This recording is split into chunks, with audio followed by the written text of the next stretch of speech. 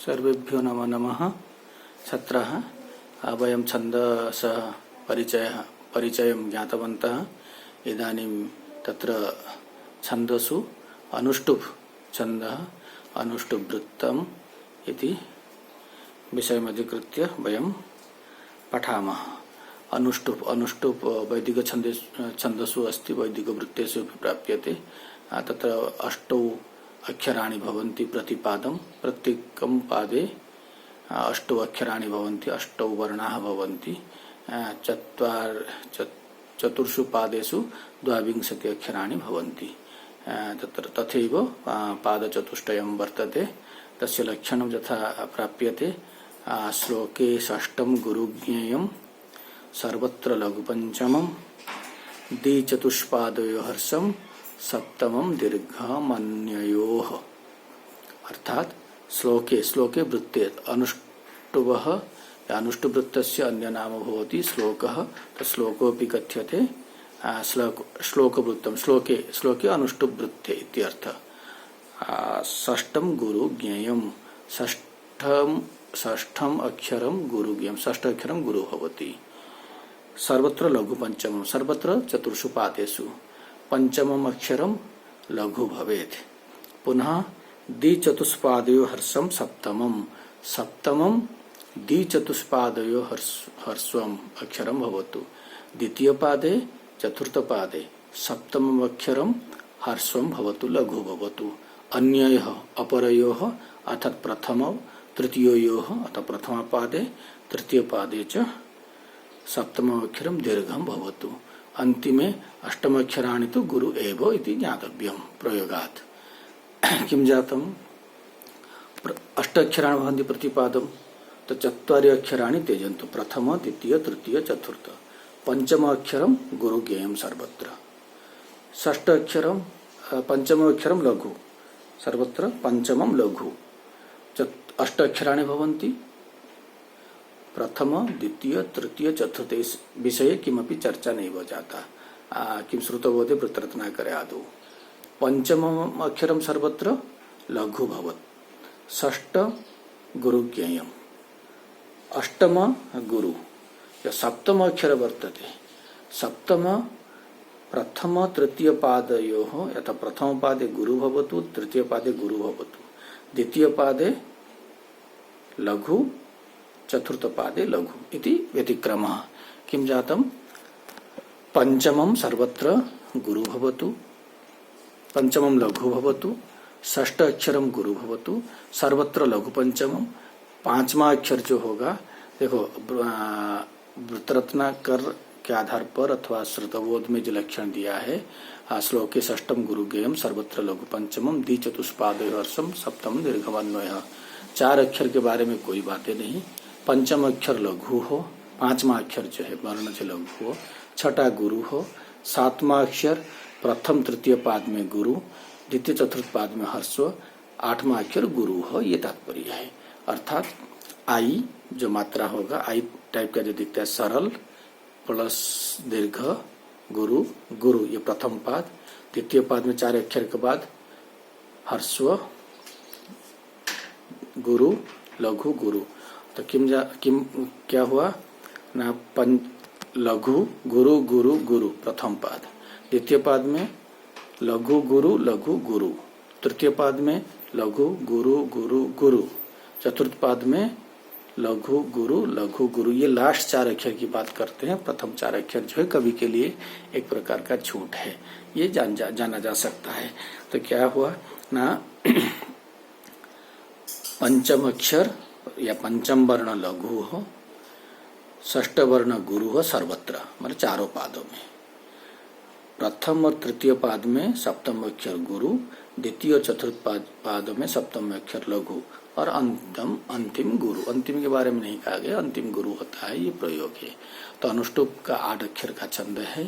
ये 8 करके 8 + 8 + 8 + 8 32 अक्षर का होता है। 16 अक्षर का एक पद, 16 अक्षर का एक पाद, एक पूर्वार्ध उत्तरार्ध। अगर प्रत्येक पाद में 8 अक्षर करके 32 अक्षर का ये छंद माना जाता है। तो इसमें उदाहरण जो रामायण महाभारत पुराण आदि सब बहुत ग्रंथ जो है अनुष्टुप में लिखा गया है।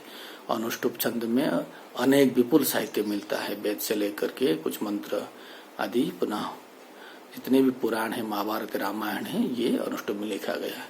और अनुष्टुप छंद को लौकिक छंद का आदि छंद भी कहा जाता है कि वाल्मीकि ने सबसे पहले अनुष्टुप में ही जो वैदिक वेद में प्रयोग होता था उसको लौकिक बात को या लौकिक छंद में प्रयोग किया था। इसलिए लौकिक छंद का शुरुआत जो है अनुष्टुप से माना जाता है। जैसा हम लोग जानते हैं, मां निषाद प्रतिष्ठाम त्वम अगम शाश्वती समाह यत् क्रंच मिथुनाद एकम अवधि कामो मोहितम। तो कामो मोहितम एकम क्रंच मिथुनाद एकम अवधि, तेन हे निषाद प्रतिष्ठा मागम त्वम अगम शाश्वती समाह। ये जो श्लोक है ये वाल्मीकि, आदि कवि वाल्मीकि ने लिखा था रामायण का। तो ये अनुष्टुप में लिखा गया है। जो भगवत गीता पुराण आदि है सब अधिकांश अनुष्टुप में पाया जाता है। आपका अनुष्टुप का लक्षण अगर देखना चाहे, संपूर्ण गीता है, गीता का कोई भी श्लोक ले लीजिए, आपका अनुष्टुप। जैसे यदा यदा हि धर्मस्य ग्लानिर्भवति भारत अभ्युत्थानम अधर्मस्य तदात्मानं सृजाम्यहम्।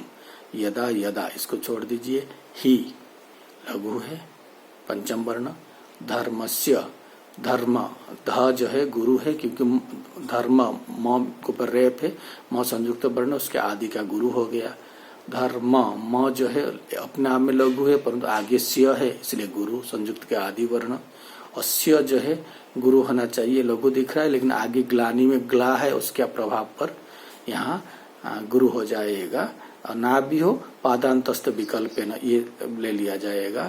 तो यदा यदा ही धर्मस्य, तो ही धर्मस्य, तो यहाँ लघु गुरु गुरु गुरु, ये प्रथम पद। द्वितीय पद ग्लानिर्भवति भारत, ग्लानि भव, ये चार अक्षर ती, ती जो है लघु है, भारत में भा गुरु, फिर र लघु, त पादांत है, उसको लघु होते हुए भी गुरु मान लिया जाएगा। तो लघु गुरु, ती लघु, भा गुरु, और र जो है लघु, त गुरु। तो भले ही यहाँ लघु है, हम लोग पढ़े हैं, गुरु कौन कौन होगा ना, दीर्घ, संयुक्ताद्य, विसर्ग, अनुस्वार और पादांतस्थ। जो पाद के अंत में है वो विकल्प से गुरु कहलाता है। इसलिए भारत त जो है लघु होने पर भी गुरु ले लिया जाएगा। तो यदा यदा धर्मस्य ग्लानिर्भवति भारत अभ्युत्थानम अधर्मस्य तदात्मानं सृजाम्यहम्। अभ्युत्थानम अधर्मस्य, अ मतलब म लघु, ध में धर्मस्य में तीनों गुरु है। अब तदात्मानं सृजाम्यहम्, सृजाम्यहम्, सृ लघु, जा गुरु, म्य में भले संयुक्त अक्षरों से पहले का असर करता है, वो खुद अपने आप में अ है, आधा म य में अ है, इसलिए लघु है। हम जो अनुस्वार वाला है या मांत है वो गुरु है। तो लघु गुरु लघु गुरु इस प्रकार के माना जाएगा। यहाँ देखिए अभ्युत्थानम अधर्मस्य, मदर तदात्मानम, आगे त है, जो स्य है वो लघु हो रहा है, परंतु ये पाद के अंत होने के कारण इसको भी गुरु मान लिया जाएगा। ऐसे ही आप लोगों के जो नत्वा सरस्वतीम देवीम शुद्धाम गुण्याम करोम्यहम पाणिनीय प्रवेशाय लघु सिद्धांत कौमुदीम बालानां सुखबोधाय क्रियते तर्क संग्रह प्रणम्य शिरसा देवो नाट्यशास्त्र प्रणम्य शिरसा देवो पितामह महेश्वरो नाट्यशास्त्रम प्रवक्ष्यामि ब्रह्मणा यद उदाहृतम। इस पर बहुत सारे नाट्य, पूरा संपूर्ण नाट्यशास्त्र, रामायण, महाभारत, पुराण आदि अनुष्टुप में लिखा गया। तो अनुष्टुप छंद जो है श्लोक कहा जाता है। इसको संस्कृत के कवि लोग जो है अगर किसी को पद्य में कुछ कहना होता है तो इसी को गा लेते थे, इसलिए श्लोक है, ये श्लोक में बोलो, मतलब अनुष्टुप में कहा जाता था। अनुष्टुप छंद सबसे बोलने के लिए सरल होता है, क्योंकि इसमें पहले चार की गणना नहीं होती है, लेकिन अगर छंद शास्त्र को अनुसरण किया जाए उसमें भी पहला चार अक्षर के लिए कुछ प्रावधान किया गया है कि पहला अक्षर के बाद कौन सा गण होना चाहिए, कौन सा गण नहीं होना चाहिए। जैसे प्रथमात नस्नो, पहला अक्षर के बाद सगण नगण ना हो, क्यों सगण होगा तो लघु लघु गुरु या लघु लघु सभी लघु हो जाएगा, उच्चारण में स्पष्टता नहीं आएगी। तो ये सब छंद शास्त्र में, वैदिक नियम में पिंगल का जो आदि छंद शास्त्र उसमें दिया गया, लेकिन धीरे धीरे लोक में आते आते लौकिक छंद में कालिदास का जो श्रुतोबोध माना जाता है, सरल करने के लिए पहला चार अक्षर की कोई कवि के लिए छूटे, कैसे भी लिख दे, परंतु अंतिम 4 अक्षर में प्रथम पाद में लघु गुरु गुरु गुरु, द्वितीय पाद में लघु गुरु लघु गुरु, तृतीय पाद में लघु गुरु गुरु गुरु, चतुर्थ पाद में लघु गुरु लघु गुरु। इस प्रकार के अगर हम लोग आप बोलचाल भाषा में जो बोल देते हैं, पहला पाद में ISSS, यहाँ ISIS, फिर ISSS, ISIS ऐसे कहा जाता है, लेकिन ये नहीं। अब हम एस तो एस जैसा दिखता है, इंग्लिश का एस नहीं है, वक्र रेखा है, सरल रेखा, इस प्रकार का जानना चाहिए।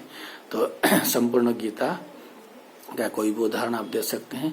अनुष्टुप जानने के लिए इतना ही पर्याप्त होता है। अनुष्टुप छंद जो है 8 अक्षर का होगा, और इसमें जति का कोई प्रावधान, 8 अक्षर एक सांस में बोला जा सकता है। यदा यदा हि धर्मस्य ग्लानिर्भवति भारत अभ्युत्थानमधर्मस्य तदात्मानं सृजाम्यहम्। 8 अक्षर एक सांस में एक इसमें बोला जा सकता है, इसलिए इसमें जति का कोई प्रावधान नहीं किया गया। आप चाहे जहाँ रुक सकते हैं, शब्द कटता है तो रोका जा सकता है। इसलिए छोटे छोटे छंद के लिए जति का विधान नहीं है। कभी जो यति आएगा, युति के बारे में भी एक कक्षा है, हम लेंगे और उसको स्पष्ट करेंगे। सामान्य रूप में हम लोग अभी तक छंद का परिचय, बौद्धिक लौकिक छंद, छंद का जो गुरु लघु विचार, गण विचार, अब क्रमशः एक एक जो छंद है उसके बारे में हम लोग पढ़ेंगे। धन्यवाद सबके लिए।